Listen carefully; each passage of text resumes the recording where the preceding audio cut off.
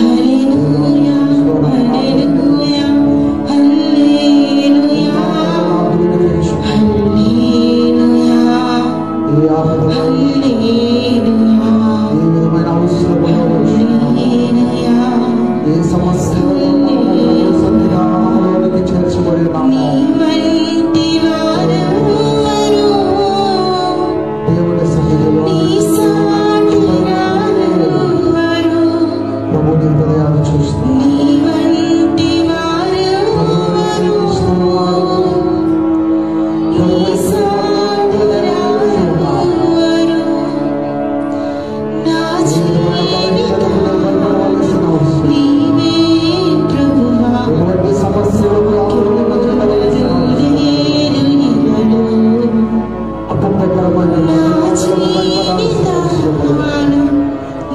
మన దేవుడు ప్రభువా, మన దేవుడు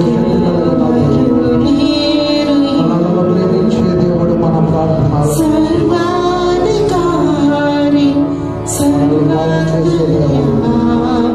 మన కుటుంబములను సరిచేసే దేవుడు. అవసరం సర్వాధికారి,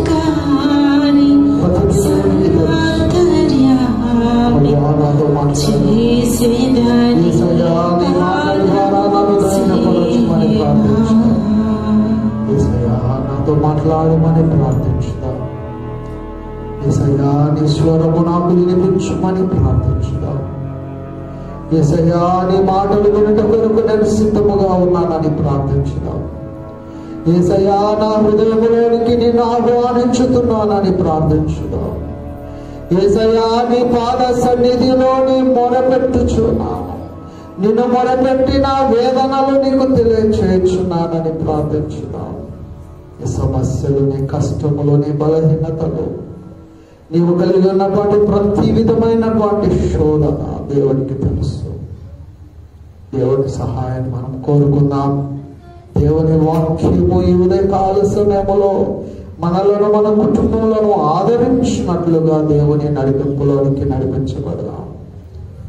పరిశుద్ధుడు అయిన తండ్రి, ప్రేమ నమ్మకములు కలిగిన మా దేవ, ఈ ఉదయకాల సమయంలో మేమందరము కూడా నీ పరిశుద్ధ సన్నిధిలోనికి నడిపించబడి ఉన్నాం. మా తండ్రి, ఈ లోకములో మేము ఇంకానూ జీవిస్తున్నామంటే కేవలము మీరు మమ్మల్ని ప్రేమిస్తున్న ప్రేమకు నిదర్శనము నాయన. మాకంటే గొప్పవారు, మాకంటే ధనవంతులు, మాకంటే యోగ్యులైన వారు ఈ లోక యాత్రలను ముగించుకున్నారు. మా తండ్రి, మేమైతే సజీవులుగా ఉన్నాము అంటే అది మీరు మా ఎడలో చూపుతున్నటువంటి కృప తండ్రి. అందును బట్టి మీకు వందనాలు. ఉదయకాల సమయంలో నీ వాక్యము కొరకు మేము ఎదురు చూస్తూ ఉన్నాం.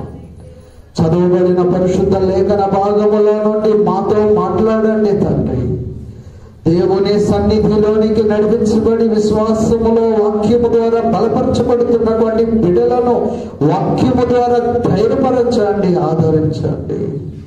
దేవుని యొక్క వాక్యమును వినుచున్నటువంటి వీక్షకులందరినీ కూడా దీవించండి నాయన.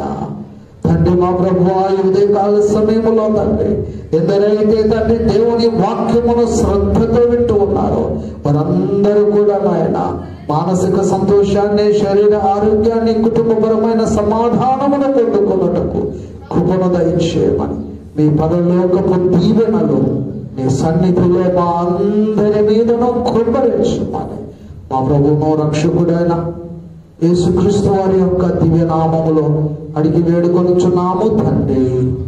ఆమేన్.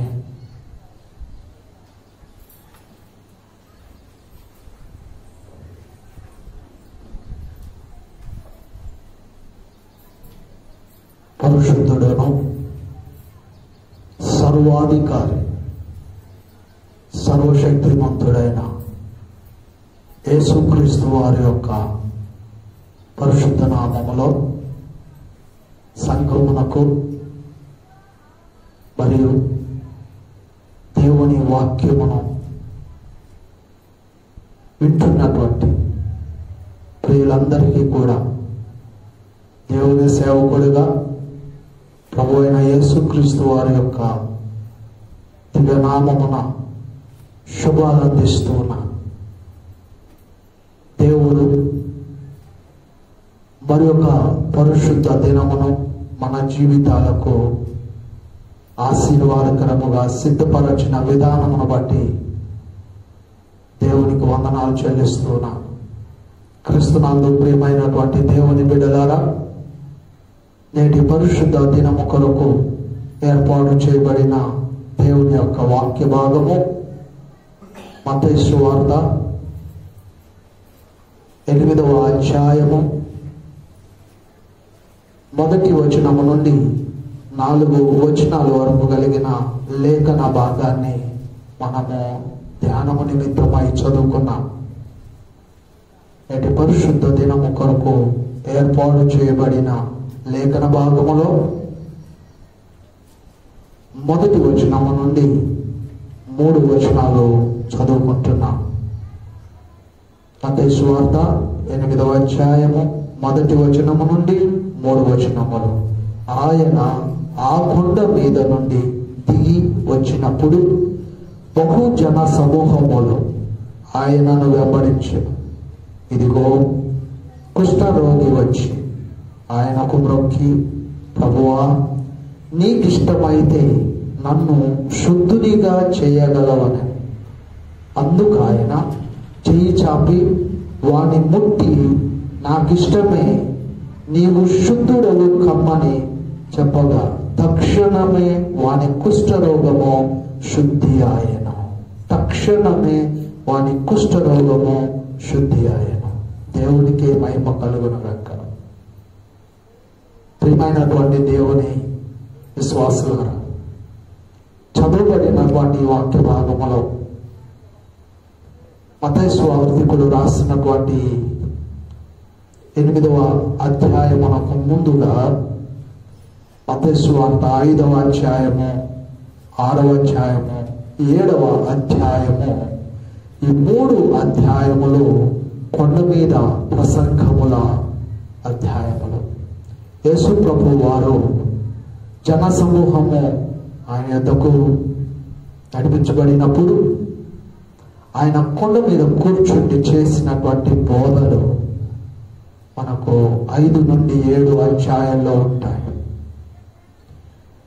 సమాజములో మానవులు ఎలా ఉండాలి, తోటి వారితో ఎలా ఉండాలి, దేవునితో ఎలా ఉండాలి, వ్యక్తిగత జీవితంలో ఎలా ఉండాలి అనే సత్యాలను, చాలా విషయాలు ప్రభువారు మనకు బోధించారు.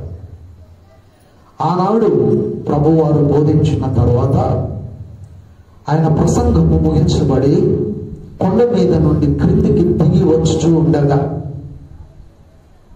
8వ అధ్యాయం మొదటి వచనములో నుండి మనం చూస్తే ఆయన కొండ మీద నుండి దిగి వచ్చుచుండగా బహుజన సమూహము ఆయనను వెంబడించెను.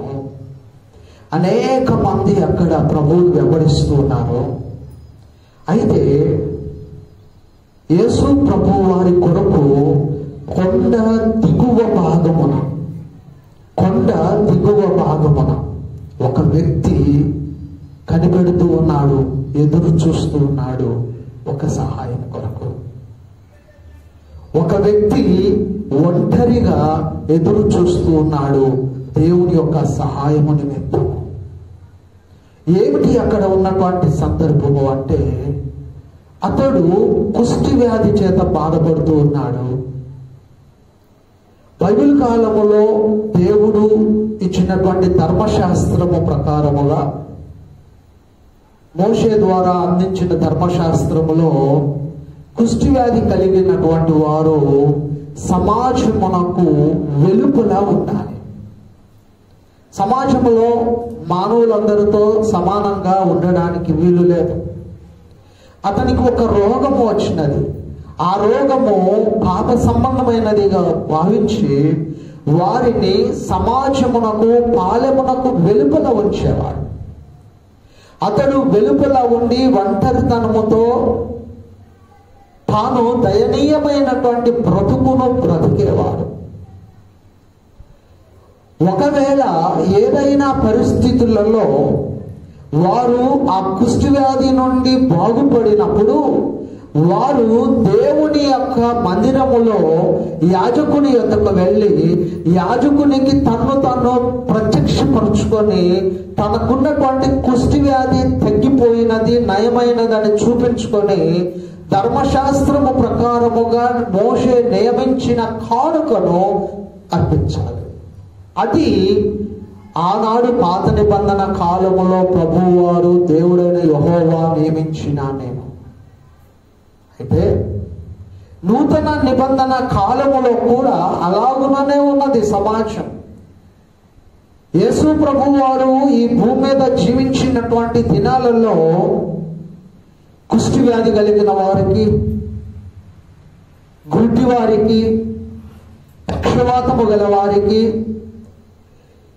ఈ భౌతికపరమైనటువంటి జీవితములో దుర్భరమైనటువంటి దుస్థితిలో ఉన్నటువంటి అనేక మంది జీవితాలకు యేసు ప్రభు వారు ఒక దైవంగా కనిపిస్తున్నాడు. దేవుని యొక్క కుమారుడిగా ఉన్నాడు. ఆయన మహిమ కలిగిన దేవుడిగా అనేకులకు ఆయన ప్రత్యక్షపరుచుకున్నాడు. దేవుని బిడ్డలారా, చాలా మందికి ఒక ఆశ, ఈ సమయములో ప్రదేశములో యేసు ఉన్నాడు, ఆ ప్రదేశమునకు వెళితే యేసు ప్రభువారు ముట్టిన ఎడల, యేసు ప్రభువారు ఒక్క మాట చెప్పిన ఎడల మనము స్వస్థత పొందుతాము అనే నమ్మకము అనేకులలో ఒక గొప్ప ఉద్యమము వలె ఆగిపోయింది. దేవుని బిడ్డలారా, ఆ విధమైనటువంటి విశ్వాసమును కలిగిన వాడే ఈ రోజున మనం చదువుకున్నటువంటి కుష్ఠవ్యాధి కలిగినటువంటి వ్యక్తి. ఇతను కొండ మీద జరుగుతున్నటువంటి ప్రసంగములో, ఆ యేసు ప్రభు వారు ఉన్నటువంటి ప్రాంగణములో, యేసు ప్రభు వారు ఉన్నటువంటి ప్రదేశములో, యేసు ప్రభుతో ఉన్నటువంటి ప్రజల మధ్యకు వెళ్ళి వారితో కూడా కూర్చోడానికి వీలు లేదు, వారి మధ్యలో ఉండడానికి వీలు లేదు. యేసు ప్రభు వారు ఎప్పుడు ఆయన యొక్క సన్నిధి క్రిందికి దిగి వస్తుంది. యేసు ప్రభు వారు ఎప్పుడు క్రిందకు ఆ యొక్క కొండ నుండి దిగి వస్తాడు. ఆయన సన్నిధిలోనికి నేను ఎప్పుడు వెళ్ళాలి అనుకుంటున్నాడు. ప్రభు ఎక్కడ ఉన్నాడో దేవుని సన్నిధి అక్కడే ఉన్నది. ప్రభు దిగి వచ్చుచూ ఉండగా ఆ కుష్ఠవ్యాధి కలిగినటువంటి వ్యక్తి అడుగుతూ ఉన్నాడు, ప్రాధేయపడుతూ ఉన్నాడు, విజ్ఞాపన చేస్తూ ఉన్నాడు. 2వ వచనములో, ఇదిగో కుష్ఠరోగి వచ్చి ఆయనకు మ్రొక్కి, ప్రభువా నీకిష్టమైతే నన్ను శుద్ధునిగా చేయగలవనెను. ప్రభువా నీకిష్టమైతే రిక్వెస్ట్ చేస్తున్నాడు, అభ్యర్థిస్తూ ఉన్నాడు. ప్రభువా నన్ను బాగు చేయని కమాండ్ చేయడం లేదు, డిమాండ్ చేయడం లేదు, గట్టిగా మాట్లాడడం లేదు. ఎందుకంటే ప్రభువు ఆయన యొక్క మాట ద్వారా ఆ బలహీనుడైనటువంటి కుష్ఠవ్యాధి కలిగిన వ్యక్తిని స్వస్థపరచాలి. ఆయన దగ్గరకు వెళ్ళి వేడుకుంటే దేవుడు మేలు చేస్తాడు అనే ఒక నమ్మకము, విశ్వాసము అతని హృదయంలో దృఢముగా ఉన్నది అని దేవుని పక్షంగా నేను మీకు తెలియజేస్తున్నాను. నీకు ఇష్టమైతే నన్ను శుద్ధునిగా చేయమన్నాడు. యేసు ప్రభు వారు నా యొద్దకు వచ్చి వారిని నేను ఎంత మాత్రమునో త్రోసివేయను అంటాడు. ప్రభు అంటూ ఉన్నాడు, నాకు ఇష్టమే, నీవు శుద్ధుడవు కమ్మనేను. ఎంత మంచి మాట చూడండి. 3వ వచనం, అందుకు ఆయన చెయ్యి చాపి వాని ముట్టి, నాకిష్టమే, నీవు శుద్ధుడవు కమ్మని చెప్పగా తక్షణమే వాని కుష్ఠరోగము శుద్ధి ఆయన. హల్లెలూయా! ఎంత గొప్ప కార్యం, ఎంత మహిమ కలిగిన కార్యం. యేసు ప్రభు వారి దగ్గరకు నడిపించబడి అవసరతలో, కష్టములో, ఆపదలో, బాధలో, శ్రమలో ఆయన దగ్గర వేడుకున్నప్పుడు ఆ వచ్చిన వ్యాధి కలిగిన వ్యక్తి యొక్క కులమేంటి, కుటుంబం ఏంటి, గోత్రం ఏంటి, ప్రాంతం ఏంటి అని ప్రభు ఎప్పుడు చూడాడు. ఒక వ్యక్తి అవసరములో ఉన్నాడు, ఒక వ్యక్తి ఆపదలో ఉన్నాడు, ఒక వ్యక్తి సమాజము ద్వారా వెలివేయబడిన స్థితిలో ఉన్నాడు, ఒక వ్యక్తి ఈ సమాజములో అందరితో కూడా సంతోషంగా జీవించలేనటువంటి దుస్థితిలో ఉన్నాడు. అతనికి తిరిగి మరలా సమాజములో జీవించగలిగిన రీతిలో జీవితాన్ని అనుగ్రహించాలి అని భావించే దేవుడు యేసు ప్రభువారు. యేసు ప్రభువారు అతని గురించినటువంటి వ్యక్తిగత వివరాలు ఏమీ అడగలేదు. అతడి యొక్క అభ్యర్థన ఒక్కటే, విజ్ఞాపన ఒక్కటే, నీకు ఇష్టమైతే నాకున్నటువంటి ఈ కుష్ఠవ్యాధి నుండి, నాకున్న ఈ వ్యాధి నుండి, నాకున్నటువంటి ఈ బలహీనత నుండి విడుదల చేయమన్నాడు. యేసు ప్రభువారు అన్నారు, ఆయనను ముట్టి నాకు ఇష్టమే, నువ్వు శుద్ధుడవు కమ్మని. తక్షణమే అనే మాట మేము గుర్తు చూస్తున్నాను. గుర్తు చేస్తున్నాం. తక్షణమే, వెంటనే యేసు ప్రభువు వారు ఒక అద్భుతమును ఒక వ్యక్తి జీవితములో జరిగించాలి అంటే వెంటనే జరిగించగలడు. ఆయనకి ఇష్టమైతే, ఇష్టమైన వ్యక్తి ఎడల, ఇష్టమైనటువంటి వ్యక్తి యొక్క జీవితాన్ని ప్రేమించిన ఎడల అతని యొక్క అవసరము ఏదైనప్పటికీ కూడా అతని అవసరమును వెంటనే తీర్చగలడు. తక్షణమే వారు బాగుపడ్డాడు. లుకా సువార్త కూడా రాస్తాడు. లుకా సువార్త 17వ అధ్యాయంలో మనం చూస్తాం. 11వ వచనము నుండి 19 వచనాలు కలిగిన వాక్య భాగమును మనము చూస్తే అక్కడ 10 మంది కుష్ఠరోగులు యేసు ప్రభు వారి దగ్గరకు వచ్చారు. యేసు ప్రభు వారి దగ్గరకు వచ్చి అడుగుతూ ఉన్నారు, ప్రభువా మమ్మను ముట్టు, మమ్మను స్వస్థత అనుగ్రహించు, మమ్మను బాగు చేయమని అడిగారు. ప్రభు వారు వారిని గురించి చెప్తూ ఉన్నాడు. ప్రభువా 13వ వచనం చదువుతున్నాను. యేసు ప్రభువా మమ్మను కరుణించమని కేకలు వేశారు. ఆయన వారిని చూచి, మీరు వెళ్ళి మిమ్మల్ని యాజకులకు కనపరుచుకొనుడని వారితో చెప్పాను. వారు వెళ్ళుచుండగా శుద్ధులయ్యారు. 10 మంది కుష్ఠరోగులు వచ్చారు. 10 మంది కుష్ఠరోగులు యేసు ప్రభు వారి దగ్గర ప్రాధేయపడ్డారు. ప్రభువా మమ్మను బాగు చేయమన్నారు. ప్రభువా మమ్మను స్వస్థపరచమన్నారు. యేసు ప్రభు వారు ఆ 10 మంది యొక్క వ్యక్తిగత విషయాల్లో ఏది అడగలేదు. వారి గురించి ఏ విషయాలు కూడా తెలుసుకోలేరు.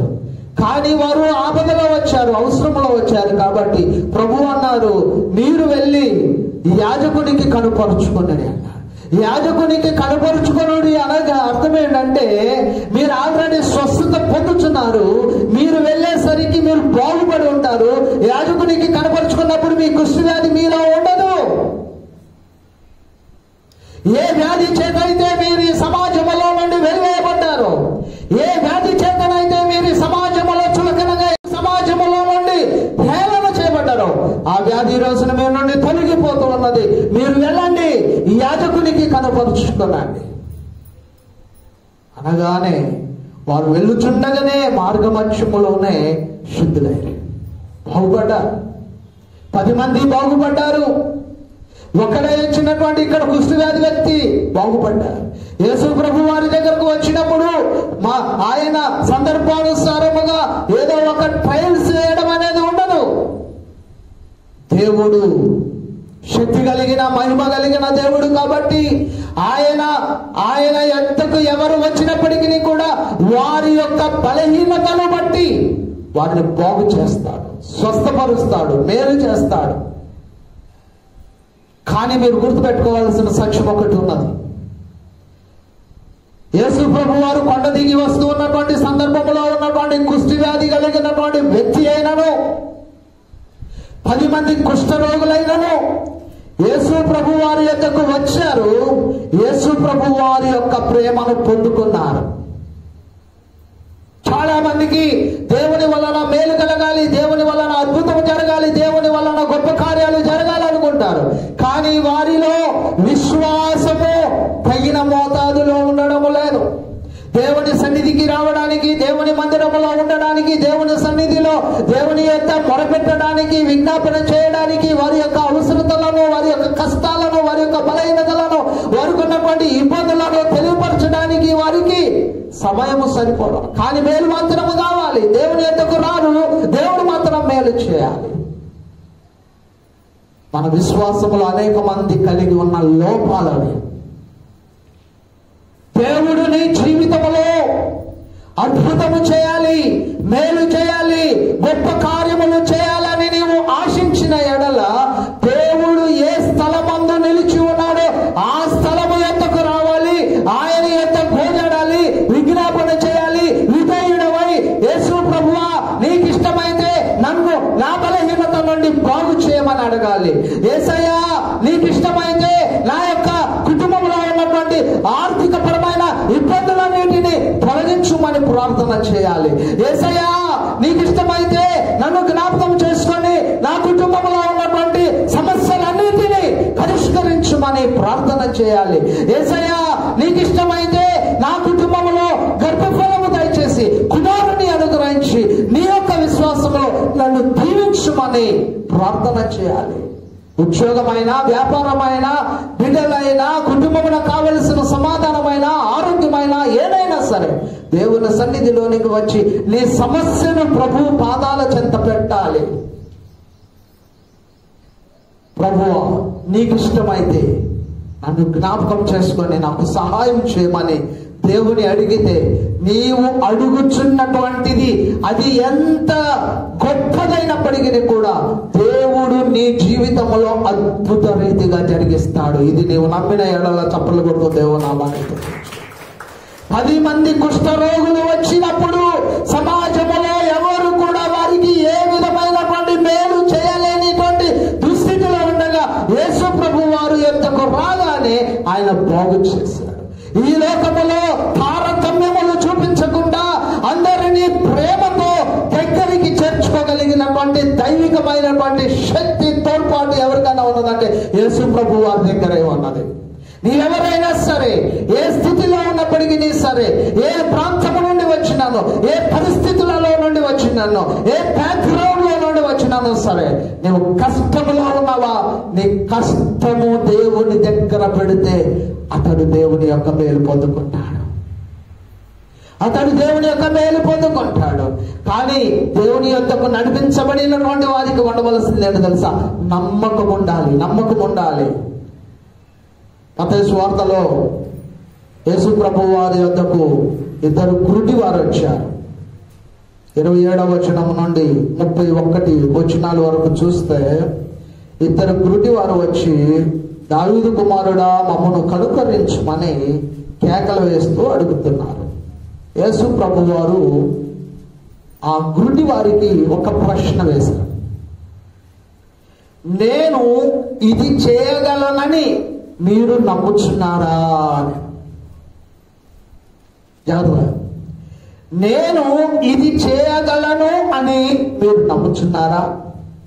గుడ్డివారిగా వచ్చారు, అవసరంలో వచ్చారు, మేలు దొరుకుతుందని వచ్చారు. కానీ మీకు దేవుడు మేలు చేయగలడు అనే నమ్మకం ఉన్నదా? వెంటనే వారు అన్నారు, చూడండి, ఆయన ఇంట ప్రవేశించిన తర్వాత గురుడి వారు ఆయన వద్దకు వచ్చి, యేసు, నేను ఇది చేయగలనని మీరు నమ్ముచున్నారా అని వారిని అడుగగా, వారు నమ్ముచున్నాము ప్రభువా అని ఆయనతో చెప్పారు. నమ్ముచున్నాము ప్రభువా, నీవు అద్భుతము చేయగలవని మేము నమ్ముచున్నాము. మాకెవరో ఐడెంటిఫై చేయవలసిన అవసరము లేదు. పరమ వైద్యుడముగానే ఉన్నావు, ఐ స్పెషలిస్ట్ గానే ఉన్నావు. అద్భుత రీతిగా నీ యొక్క మాట చేత కంటి చూపు అనుగ్రహించగలిగినటువంటి శక్తి కలిగిన దేవుని అని మేము నమ్ముచున్నాం. అప్పుడు ఆయన వారి కన్నులు కొట్టి, మీ నమ్మిక చొప్పున మీకు కలుగునుగాక అని చెప్పినంతలో వారి కన్నులు తెరవబడెను. యేసు ప్రభు వారు ప్రశ్న వేశారు, నేనిది చేయగలను అని మీరు నమ్ముతున్నామండి. ఈ మా జీవితంలో నీవి కార్యము చేయగలవు, చేయగలిగిన శక్తి కలిగిన దేవుడు అని మేము నమ్ముతున్నాం అనగానే ప్రభువు వారిని ముట్టాడు. మీ నమ్మిక ద్వారానే మీకు మేలు కలుగుతుంది. నమ్మకం లేకపోతే ప్రయోజనమే ఉన్నది. ఒక ఆవిడకు ఎక్కడో చిన్న వయసులో బాల్యము నుండి దేవుని గురించి వినడం, యేసు ప్రభు వారిని గురించి తెలుసుకోవడం,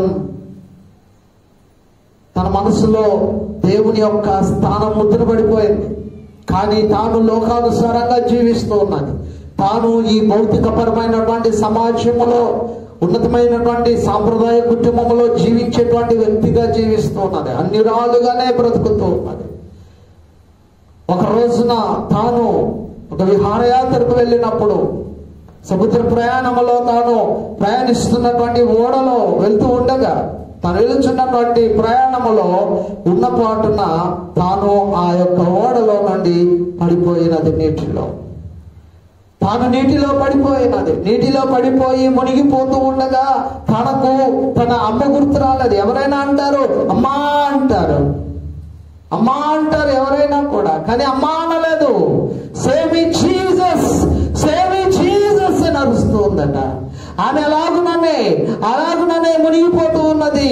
సేవ్ మీ జీసస్, యేసు ప్రభువా నన్ను రక్షించుము అనుకుంటూ ఆమె మునిగిపోతూ ఉన్నది. ఆమె అలాగున ఆ నీటిలో మునిగిపోతూ ఉండగా, లోనికి వెళ్తూ ఉండగా ఉన్న పాటున ఆమెను ఎవరో ఒకరు ఎత్తి బయటికి తీసుకొని వచ్చేసినట్లుగా, అలా వెళ్ళినటువంటి నీటిలోనికి వెళ్ళిన వ్యక్తి అలాగుననే పైకి తేలిపోయింది. బయటకు వచ్చిన ఆమెను రక్షించారు. ఆమె నా జీవితాన్ని కాపాడి నా బ్రతుకును క్షమించి నాకు ఒక క్రొత్త జీవితాన్ని అనుగ్రహించినటువంటి యేసు ప్రభువే నిజమైన దేవుడు అని నమ్మి విశ్వాసంతో ఈ రోజున దేవుని కొరకు ఆమె గొప్ప సాక్షిగా జీవిస్తుంది. హల్లెలూయా. ఒక ఆయన ఉన్నాడు, ఉన్నతమైన కుటుంబంలో జన్మించాడు, పెరిగాడు, పెద్దవాడయ్యాడు. యవన జీవితంలో ప్రభుని గురించి కొంత అవగాహన అతనికి ఏర్పడినది. తన గురించి తెలుసుకున్నటువంటి కుటుంబ సభ్యులు, తల్లిదండ్రులైనటువంటి వారు అతన్ని కొట్టడము, తిట్టడము చేస్తున్నారు. ఆ వ్యక్తి ఎందుకు దేవుని గురించి సమీపముగా తెలుసుకునే ప్రయత్నం చేస్తున్నాడంటే అతనిలో ఒక వ్యాధి ఉన్నది, ఒక బలహీనత ఉన్నది. అతడికి దగ్గుతున్నప్పుడు అతని యొక్క ఆ దగ్గులో నోటి నుండి, ముక్కు నుండి రక్తము కారేటువంటి బలహీనత ఉన్నది, ఒక వ్యాధి ఉన్నది. కుటుంబము ఆయనను దగ్గరగా ఉంచలేకపోతున్నారు, రక్త సంబంధికులు ఆయనను చేర్చుకోలేకపోతున్నారు, ఆయన స్నేహితులు ఎవరు కూడా ఆయనను ఆదరించలేకపోతున్నారు. అటువంటి ఒక దయనీయమైనటువంటి స్థితిలో ఉండగా ఒంటరివాడిగా, ఒంటరితనముతో ఎలా వెళ్ళాలో, ఎక్కడికి వెళ్ళాలో, ఏ విధంగా ఉండాలో తెలియనటువంటి ఒక భయంకరమైనటువంటి బ్రతుకులోనికి వెళ్ళిపోయాడు. ఒంటరిగా వెళ్ళిపోతున్నాడు. ఆకలితో అలమటించిపోతున్నాడు. అతని యొక్క శరీరము ఆరోగ్య విషయంలో క్షీణించిపోతూ ఉన్నది. అతడు ధరించిన వస్త్రములు పాదిగిలిపోతూ ఉన్నాయి. అతడు ఉండవలసినటువంటి రీతిలో ఉండలేకపోతున్నాడు. అతడు బయట రోడ్డు మీద ఉన్నటువంటి అనేక మంది అడుక్కునేటువంటి భిక్షాటన చేసేటువంటి వారు ఎలా ఉంటారో అలాగున మారిపోతున్నాడు. వారికంటే దయనీయమైన స్థితిలోకి వెళ్ళిపోయాడు. అతని యొక్క నోటి వెంట రక్తం వస్తున్నది. అతని యొక్క శరీరము అతనికి సహకరించడము లేదు. ఎక్కడంటే అక్కడ పడిపోతున్నాడు. అలాంటి దినములలో ఒక రోజున ఒక ప్రదేశానికి చేరుకున్నాడు. ఆ ప్రదేశం ఏమిటో తెలుసా? ఒక దేవుని సన్నిధి కలిగినటువంటి ప్రదేశం. ఆ ప్రదేశానికి వెళ్ళి అక్కడ అతడు కూర్చొని అతడు నీరసముతో ఉండగా ఒక దైవ సేవకుడు ఆ ఇంటిలో నుండి వచ్చాడు. దైవజనుడు వచ్చి అతన్ని చూసి అతని గురించి తెలుసుకున్నాడు. తన ఇంటిలోనికి తీసుకొని వెళ్ళాడు. అతనికి కావలసినటువంటి మరి కొంత పరిచర్య చేశాడు, ఆహారం పెట్టాడు. ధైర్యంగా ఉండు, యేసు ప్రభువును నమ్ముకో, యేసు ప్రభువు నీకు తోడుగా ఉంటే నీ జీవితంలో అంతా మేలే కలుగుతుంది, నీ జీవితం మారిపోతుంది, నీ జీవితంలో గొప్ప కార్యాలు నువ్వు చూడగలుగుతావు, నువ్వు విశ్వాసంతో ఉండు, నాతో కలిసి ప్రార్థన చేయమని చెప్పి ఆ వ్యక్తికి కావలసినటువంటి సమయాన్ని కేటాయించి ప్రార్థన అతని కొరకు చేస్తున్నాడు. అతడు ప్రార్థన చేస్తూ ఈ వ్యక్తికి ప్రార్థన నేర్పిస్తూ ఉన్నాడు. అతడు దైవ సేవకుడితో కలిసి ప్రార్థనా సహవాసంలోనికి నడిపించబడుతూ ఉండగా జీవితంలో కొంత మార్పు కనబడుతుంది, ఆరోగ్యంలో మార్పు కనబడుతుంది. ఏ బలహీనతలోనైతే అతడు బాధపడ్డాడో, భయపడ్డాడో, జీవితం మీద అతనికి జీవితం లేదు అనుకున్నటువంటి ఒక భయంకరమైనటువంటి స్థితిలో ఉన్నాడో ఇప్పుడు తనకు ఒక క్రొత్త చిగురింప చేస్తూ ఉన్నది. దేవుడు అతన్ని దర్శించాడు, దేవుడు అతన్ని బాగు చేశాడు, దేవుడు అతన్ని స్వస్థపరిచాడు, దేవుడు అతనికి కావలసిన ఆరోగ్యాన్ని ఇచ్చాడు, దేవుడు అతనికి కావలసినటువంటి క్షేమస్థితిని ఇచ్చాడు, దేవుడు అతనికి కావలసినటువంటి సమాధానం ఇచ్చాడు. దేవుని యొక్క కృప అతడు పొందుకున్నాడు. దైవ సేవకునితో కలిసి దేవుని యొక్క పరిచర్యలో వాడబడుచు ఉన్నాడు. ప్రార్థనా శక్తి కలిగిన వాడిగా ఎదిగాడు. గొప్ప విశ్వాసంలోనికి నడిపించబడ్డాడు. అనేకమైనటువంటి దేవుని యొక్క ఆత్మ బలము కలిగినటువంటి శక్తిని అతడు పొందుకున్నాడు. ఆ తరువాత అతడు దేవుని కొరకు ఒక గొప్ప సేవ చేయడానికి పూనుకున్నాడు.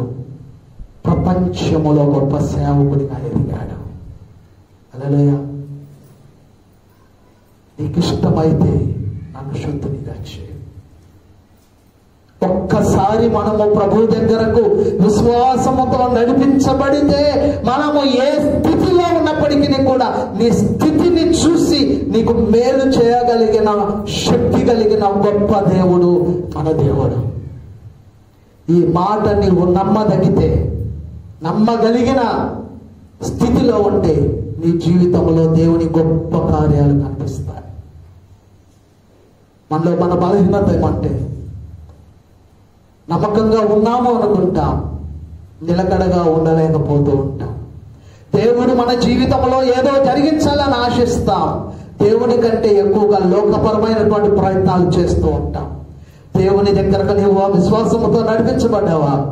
నీ దేవుడు నిన్ను ప్రేమించేవాడిగా ఉన్నప్పుడు, నీ దేవుడు నీకు తోడుగా ఉన్నప్పుడు, ఈ లోకపరమైనటువంటి జీవితంలో నీ తోడుగా ఎవరు ఉన్నదో ఎవరు లేకపోయినాను కూడా నీకు కావలసిన కార్యములను దేవుడు జరిగించగలడు అని దేవుని సేవకుడిగా విశ్వాసముతో నేను చెప్పగలుగుతూ ఉన్నాను, నమ్మకముతో నేను చెప్పగలుగుతూ ఉన్నాను.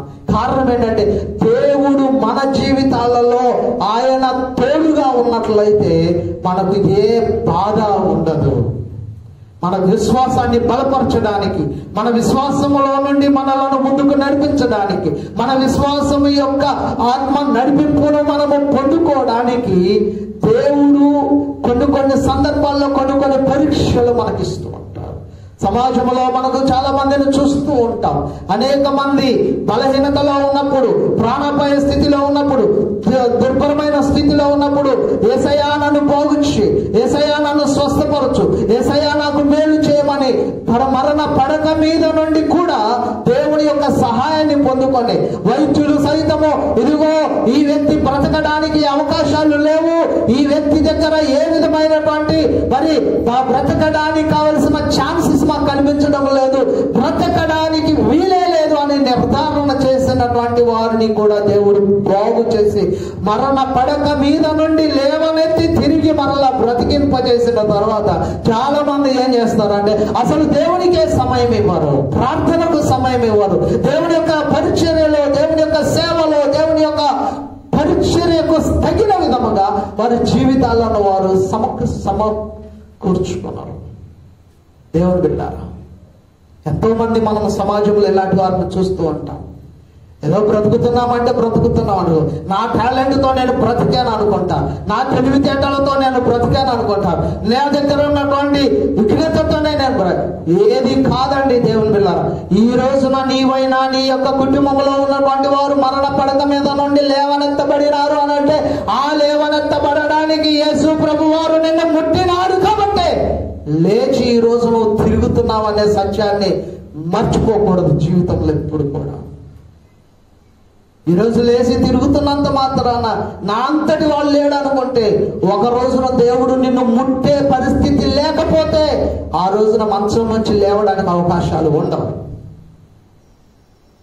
భయం ఉండాలి, విధేయత ఉండాలి. దేవుని యొక్క విశ్వాసంలోకి నడిపించబడినప్పుడు యేసు ప్రభు వారి యొక్క ప్రేమను పొందుకున్న తర్వాత ఆ ప్రేమను పొందుకున్నటువంటి వారు దేవుని కొరకు కృతజ్ఞత జీవితాన్ని జీవించాలి. 10 మంది కుష్ఠరోగులు స్వస్థత పొందిన తర్వాత ఒక్కడు తెలుసుకున్నాడు, యేసు ప్రభు వారి దగ్గరకు ఒక్కడు తిరిగి వచ్చాడు, ప్రభువా ఇదిగో నేను బాగుపడ్డాను, నేను స్వస్థత పొందాను, నేను ఆరోగ్యంగా ఉన్నాను, నాకున్నటువంటి కుష్ఠవ్యాధి అంతా కూడా తొలగిపోయింది అని తాను సంతోషంతో దేవుని మహిమపరుస్తూ ఉంటే 10 మంది కుష్ఠరోగులు శుద్ధులైన కారా, మిగిలిన 90 ఎక్కడ? ఆ మిగిలిన 9 మందిలో నువ్వు చేర్చబడితే ఎలా? ఆ 9 మంది వల్లే దేవునికి కృతజ్ఞత లేనటువంటి జీవితంలోనికి నీవు వెళ్తే ఎలా? నీ జీవితంలో దేవుడు ఎన్ని మేలులు చేశాడు, ఎన్ని అద్భుతాలు చేశాడు, ఎన్ని ఆశ్చర్యకార్యాలు చేశాడు, స్వస్థతలు చేశాడు, ఆర్థిక పరమైనటువంటి మేలులు నీ జీవితంలో ఎన్ని జరిగించాడు ఆలోచించండి. ఒక్కసారి మనం ఆలోచిస్తే మన జీవితంలో దేవుడు ఎన్ని గొప్ప కార్యాలు చేశాడో గుర్తుకొస్తుంది.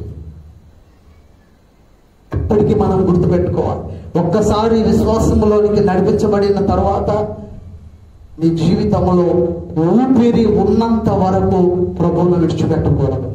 ఊపిరి ఉన్నంత వరకు, ఈ భూమి మీద జీవించినంత కాలం ఏ దేవుని కొరకైతే నీవు జీవించడానికి తీర్మానం చేసుకున్నావో, ఏ దేవుని ప్రేమనైతే నీవు ఈ లోకమును కలిగి ఉన్నావో, ఆ దేవుని యొక్క ప్రేమలో నీ జీవిత కాలం అంతా కొనసాగాలి. నీవు బాల్య వయసులో ఉండవచ్చు, యవన వయసులో ఉండవచ్చు, ప్రస్తుత కాలంలో 40-50 సంవత్సరాల వయసులో ఉండవచ్చు. వృద్ధాప్యములోనికి వచ్చినప్పుడు కూడా దేవుని యొక్క విశ్వాసము నుండి తొలగిపోకూడదు, విశ్వాసము నుండి జారిపోకూడదు. నీ జీవితంలో కొన్ని పరిణామాలు సంభవిస్తూ ఉంటాయి, బలహీనతలు వస్తుంటాయి, సమస్యలు వస్తుంటాయి, ఇబ్బందులు కలుగుతూ ఉంటాయి.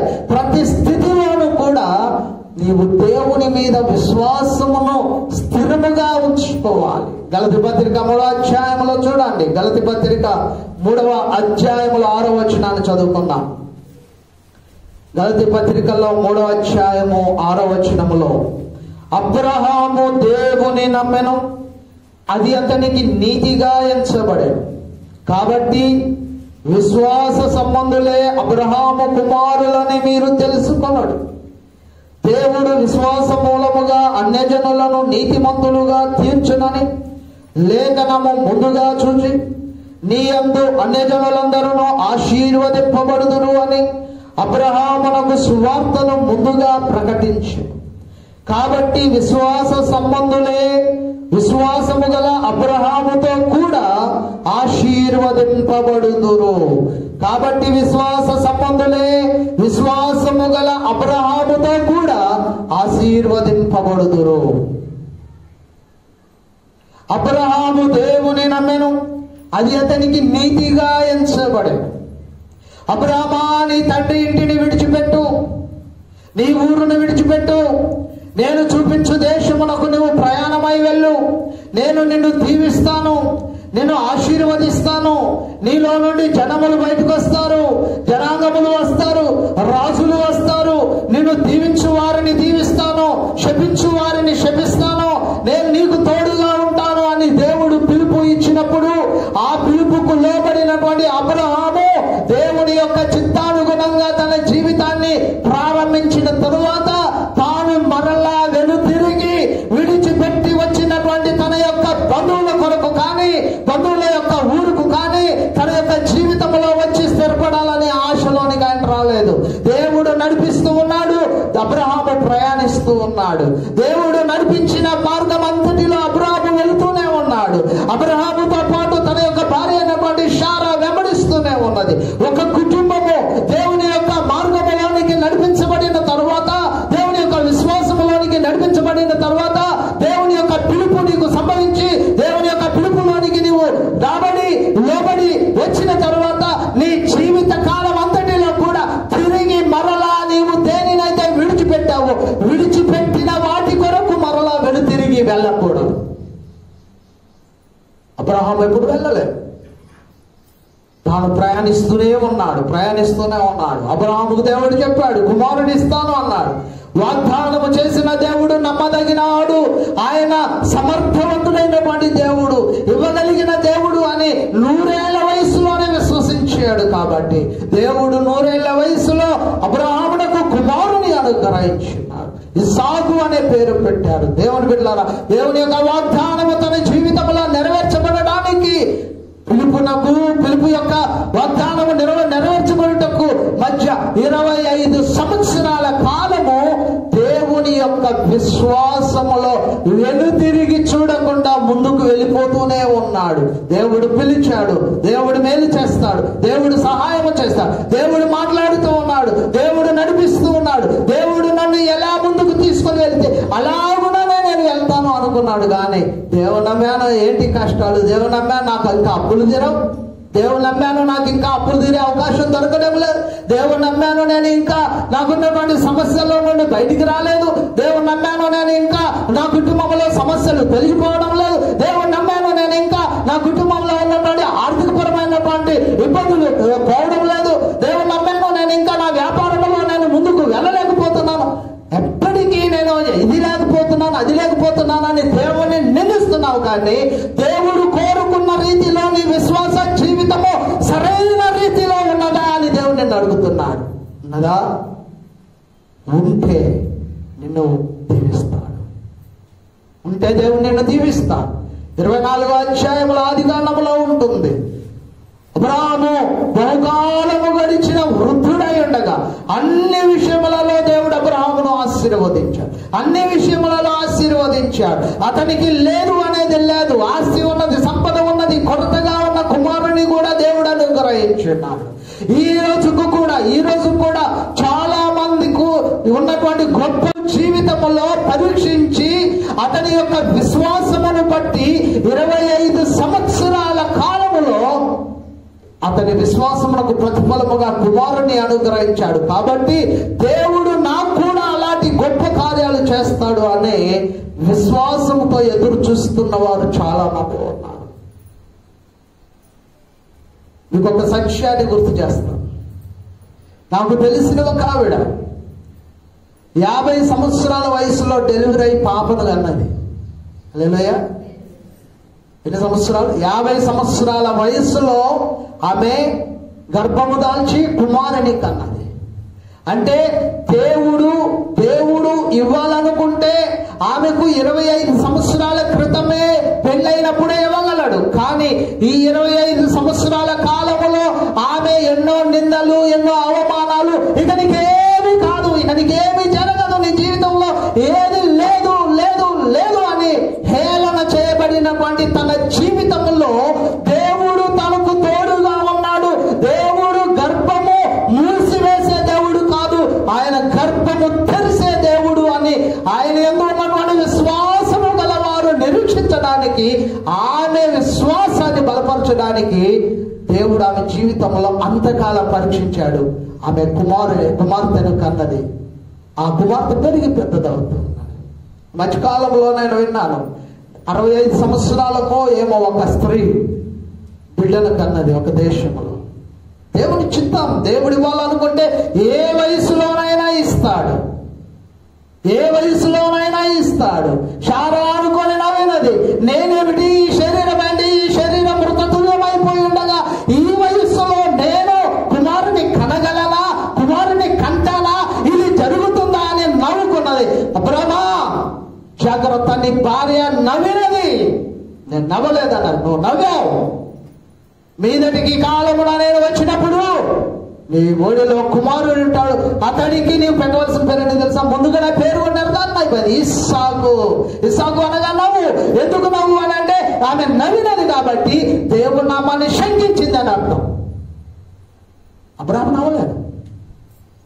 నవ్వలేదు. ఎందుకంటే ఎప్పటికప్పుడు దేవుడు అన్ని విషయాలు ఆయనతో మాట్లాడుతూ ఉన్నాడు. ఎక్కడికి వెళ్ళాలి, ఎవరితో మాట్లాడాలి, ఎలా మాట్లాడాలి, ఎలా ఉండాలి, ఎక్కడ నుండి ఎక్కడికి ఆయన ప్రయాణం చేయాలనే అన్ని విషయాలు కూడా అబ్రాహాముతో మాట్లాడుతూ ఉంటే అబ్రాహాము యొక్క విశ్వాసము బలపడుతూ ఉన్నది. దేవుని బిడ్డలారా, ఆమె శరీర స్థితిని బట్టి శారా అనుకుంది, ఈ వయసులో నాకేం జరుగుతుందని. ఏ వయసులోనైనా జరిగించగలడు. హల్లెలూయా. ఏ వయసులోనైనా ఏదైనా జరిగించగలడు.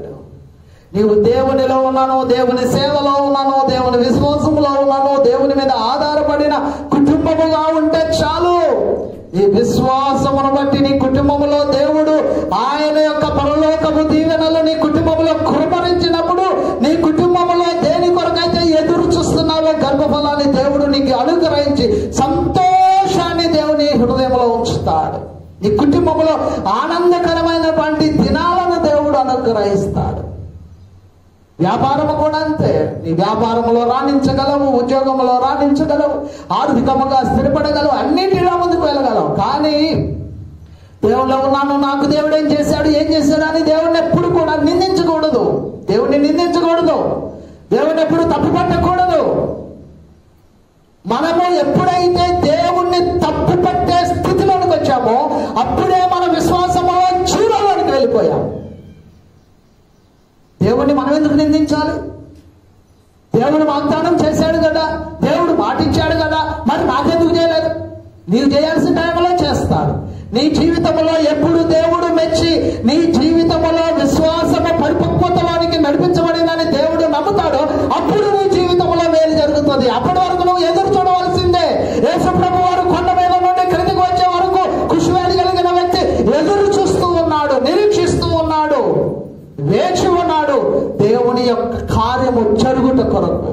మన మన జీవితములలో దేవుని యొక్క కార్యములు జరుగుట కొరకు మనము ఎదురు చూస్తూనే ఉండాలి. యెషయా చూడండి 51వ అధ్యాయములో, యెషయా 51వ అధ్యాయములో చూడండి 2వ వచనం, మొదటి వచనం 2వ భాగంలో చదువుతున్నాను. మీరు ఏ పంట నుండి చెక్కబడితిరో దానిని ఆలోచించుడి, మీరు ఏ గుంట నుండి త్రవ్వబడితిరో దానిని ఆలోచించుడి. మీ తండ్రి అయిన అబ్రహాము సంగతి ఆలోచించుడి, మిమ్మును కనిన షారాను ఆలోచించుడి. అతడు ఒంటరి అయి ఉండగా నేను అతని పిలిచి తిని అతనిని ఆశీర్వదించి అతనిని పెక్కువ మంది అగునట్లు చేసి తిని. అతనిని ఆశీర్వదించి అతనిని పెక్కువ మంది అగునట్లు ఆశీర్వదించి తిని. దేవుడు అతని ఒంటరిగా ఉండగా పిలిచాడు, అతన్ని అనేక రెట్లుగా ఆశీర్వదించాడు. ఈనాటి నేటి సమాజంలో మన వరకు కూడా విశ్వాసులకు తండ్రి అయినటువంటి అబ్రహాము యొక్క సంతానములోనే ఆశీర్వదించబడుతూ ఉన్నాం. అబ్రహాము యొక్క విశ్వాసములో నుండే మనం నడిపించబడుతూ ఉన్నాం. ప్రియమైనటువంటి దేవుని బిడ్డలారా, ఉదయకాల సమయంలో మీరు గుర్తుపెట్టుకున్నాడు, మనము నమ్మిన దేవుడు జీవము కలిగిన, శక్తి కలిగిన దేవుడు, ప్రేమ కలిగిన దేవుడు, ప్రేమించే దేవుడు. నీ జీవితంలో దేవుడు నిన్ను ఆయన యొక్క విశ్వాసములోనికి నడిపించినప్పుడు నీ కుటుంబంలో సమస్యలు ఉండవచ్చు, శోధనలు ఉండవచ్చు, బలహీనతలు ఉండవచ్చు, కుటుంబపరమైనటువంటి మరి కొన్ని విపత్కర పరిస్థితులు ఉండవచ్చు, ఆర్థిక పరమైన ఇబ్బందులు ఉండవచ్చు, అప్పుల బాధలు ఉండవచ్చు.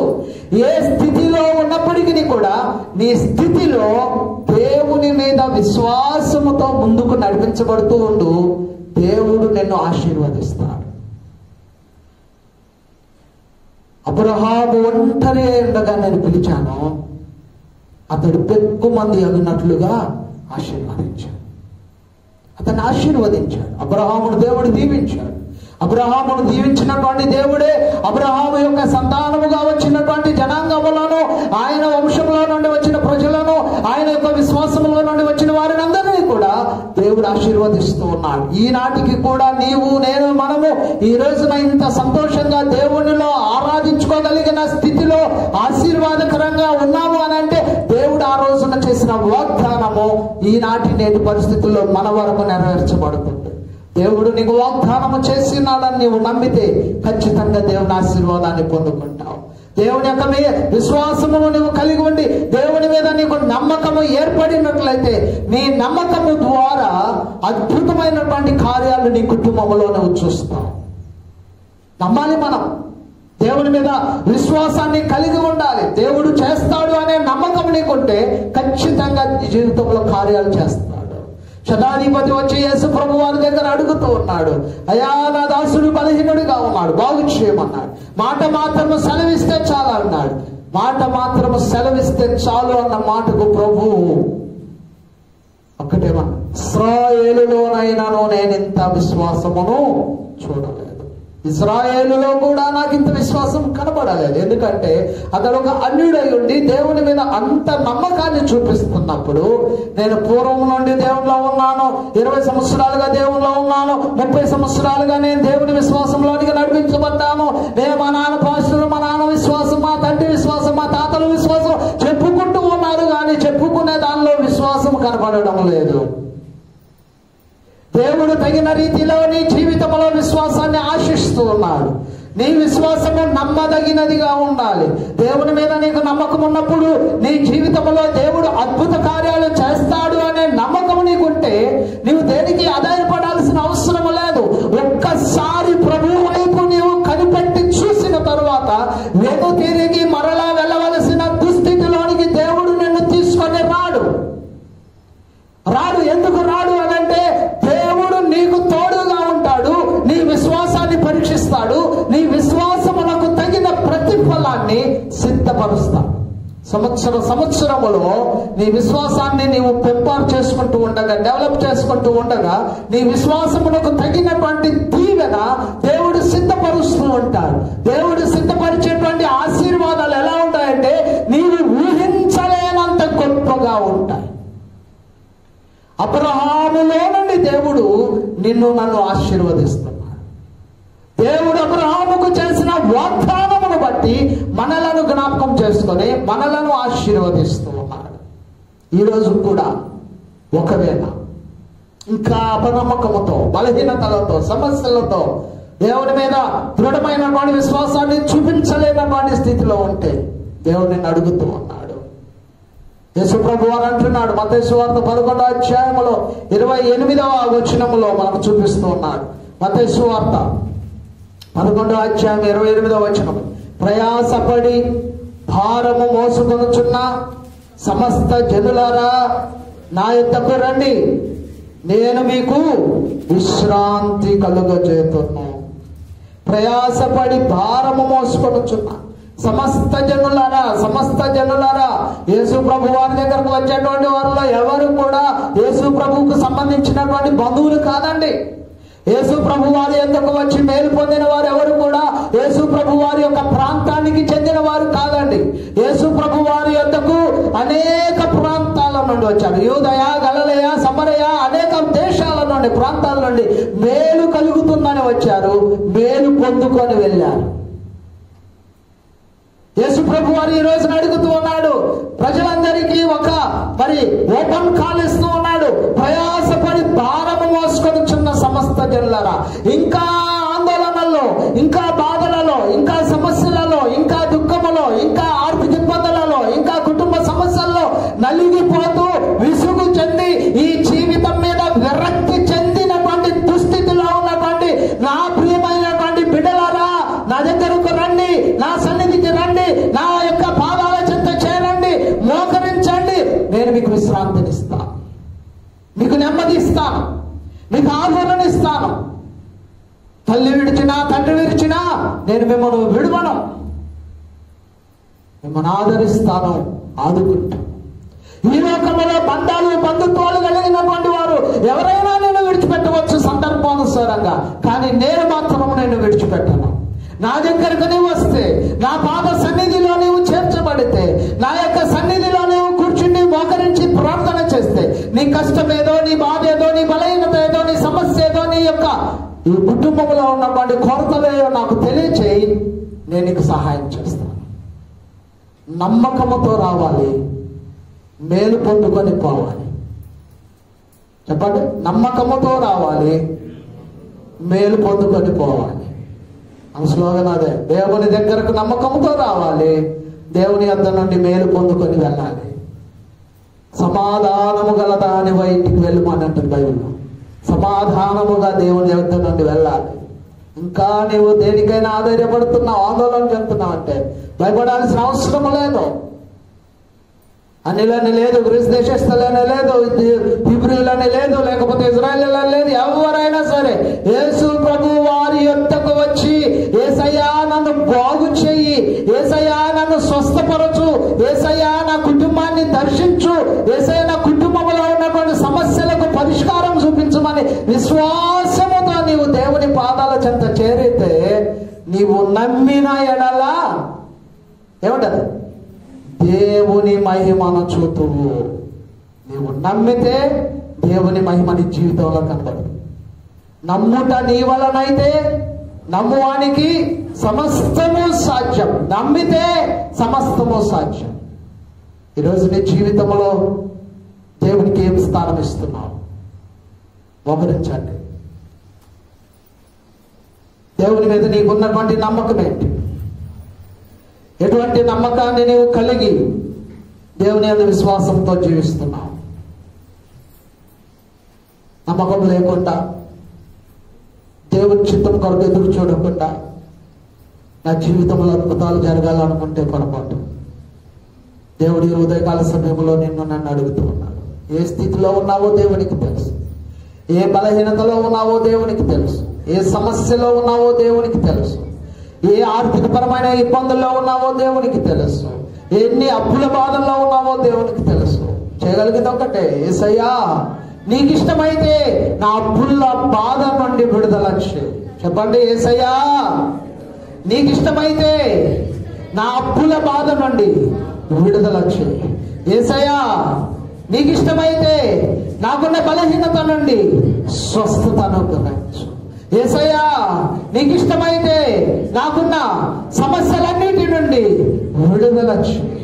యేసయ్యా, నీకు ఇష్టమైతే నాకున్నటువంటి ఆ వ్యాపారమును వృద్ధిలోనికి నడిపించు.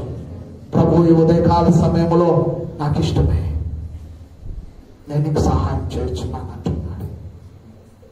ప్రార్థన చేసుకున్నాను. దేవుని యొక్క విశ్వాసములో దేవుని చిత్తం కొరకు ఎదురు చూస్తూ, దేవుని సహాయం కొరకు ఎదురు చూస్తున్నటువంటి దేవుని బిడ్డ యేసు ప్రభు వారు కలువరి శిలువలో వేలాడుతూ ఈ ఉదయకాల సమయంలో నన్ను చూస్తూ ఉన్నాడు. ఇక నాయన వస్తావా, నా సన్నిధిలో తగ్గించుకుంటావా? కుష్ఠవ్యాధి కలిగిన వ్యక్తి అడిగినట్లుగా, ప్రభువా నీకు ఇష్టమైతే నన్ను శుద్ధినిగా చేయమని అడిగినట్లుగా దేవుని దగ్గర అడుగుతావా? అడిగితే నేను నీకు మేలు చేస్తాను. అడిగే మనస్సు నీకు ఉండాలి. చేయడానికి నేను ఎప్పుడు సిద్ధంగా ఉన్నాను. అడిగే మనస్సు నీవు కలిగి ఉంటావు. దేవుని దగ్గర తగ్గించుకునే మనసు నీవు కలిగి ఉంటావు. దేవుని దగ్గర లోబడే మనసు నువ్వు కలిగి ఉంటావు. దేవుని దగ్గర నీ బాధలను చెప్పుకునే మనసు నువ్వు కలిగి ఉండవు. దేవుడు నీ బాధల నుండి దేవుడు ముక్తి చేస్తాడు. గొప్ప దేవుడు మన దేవుడు, ప్రేమ కలిగిన దేవుడు నీ దేవుడు. నీవు చేసిన తప్పులు, నీవు చేసిన పొరపాట్లు, నీవు కలిగి ఉన్నటువంటి లోకపరమైనటువంటి జీవితకాలం అంతటిని కూడా దేవుడు క్షమించగలిగిన దేవుడు, ఆదరణకర్త అయిన దేవుడు. ప్రార్థించుకున్నాం. పరిశుద్ధుడా, ప్రేమ నమ్మకములు కలిగిన మా దేవ, నీ పాదములకు వందనాలు, స్తోత్రాలు. సమయాన్ని బట్టి మీకు వందనాలు చెల్లిస్తున్నాను. ఉదయకాల సమయంలో తండ్రి, మీకు నాయన మాతో మీరు మాట్లాడినందుకు వందనాలు తండ్రి. మీ కొరకు ఎదురు చూస్తూ ఈ సహాయం కొరకు కనిపెట్టినటువంటి కుష్ఠవ్యాధి కలిగిన వ్యక్తి, ప్రభువా నీకు ఇష్టమైతే నన్ను శుద్ధినిగా చేయమన్నాడు. నాకు ఇష్టమే, నువ్వు శుద్ధుడు కమ్ము అన్నాడు. ఎంత గొప్ప దేవుడవు నాయన. అతని యొక్క కుటుంబం తెలుసుకోలేదు, అతని యొక్క బలహీనతను బట్టి అసహించుకోలేదు. పాపులము, దౌర్భాగ్యులమైనటువంటి మమ్మను కూడా నీ ప్రేమతో మమ్మను భద్రపరుచుకొని ఈ రోజున మాకు క్రొత్త జీవితాన్ని ఇచ్చావు తండ్రి. ఇదిగో నాయన, ఎవరు ఏ అవసరంలో ఉన్నారు, ప్రార్థనలో ఎందరూ కనిపెడుతూ ఉన్నారు, దేవుని సహాయం ఒకరికి ఎందరైతే చూస్తున్నారు, వారందరికీ మేలు దయచేయండి తండ్రి. దేవుని వాక్యము ద్వారా తండ్రి ప్రతి హృదయాన్ని తృప్తిపరచు. యేసు నామములో అడిగి వేడుకొంచున్నాము తండ్రి.